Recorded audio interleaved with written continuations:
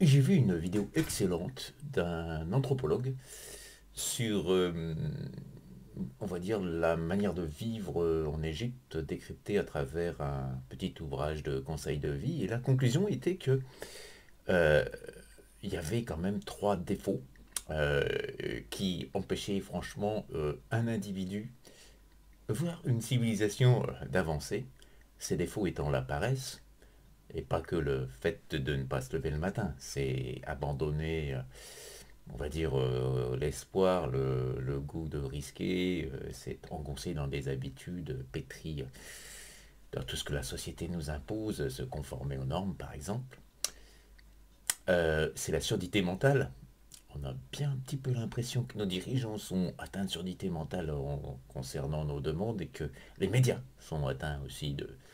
Enfin, oui, ça communique, mais pas... Bah bref. Et puis, le dernier et le pire, l'avidité.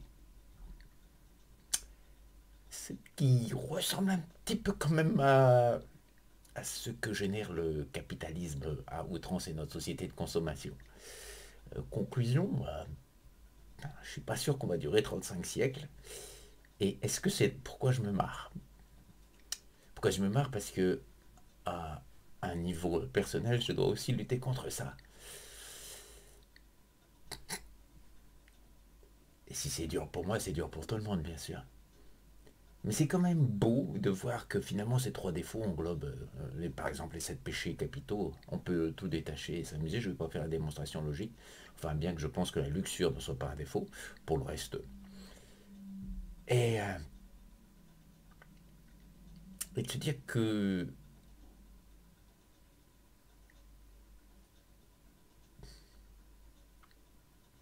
bah, malgré tout, une fois qu'on sait ça, à titre personnel, je le partage.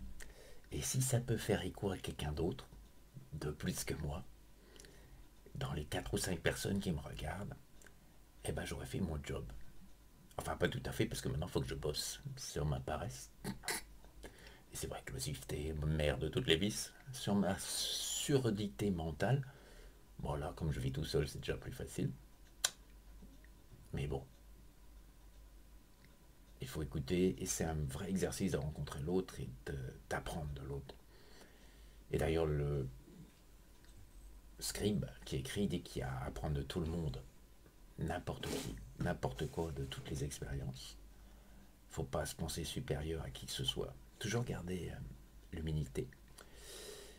Et puis, ben, sur l'avidité. Ben, c'est vrai que vu mon niveau social, de toute façon, oui, je pourrais être envieux. Mais là, l'avidité, voilà. Apprendre à marcher en regardant droit devant soi, en fixant un point, et en faisant en sorte d'écouter tout autour de soi, de sentir les vibrations, d'exister au centre. Peut-être en se centrant avec un geste que vous auriez à vous, ça peut être de mettre les doigts sur la paume, et juste faire cette expérience du moment présent de marcher, en pleine conscience de vous-même, en méditant peut-être sur ces trois questions, réalisant que on a déjà toutes les clés pour être heureux. Waouh! Voilà, tu fais des vidéos sur le développement personnel, quoi, à ce Ouais, moment. ça ressemble à beaucoup de vidéos sur des développements personnels, puis je travaille là-dessus en ce moment. Alors je partage un peu, c'est tout. Et je mettrai le lien de la vidéo de la conférence parce que vraiment elle était très bien. Je remercie le monsieur qui l'a Et fait. la semaine prochaine, tu nous fais quoi? L'histoire de la philo avec l'empirisme, La je sais pas. semaine prochaine,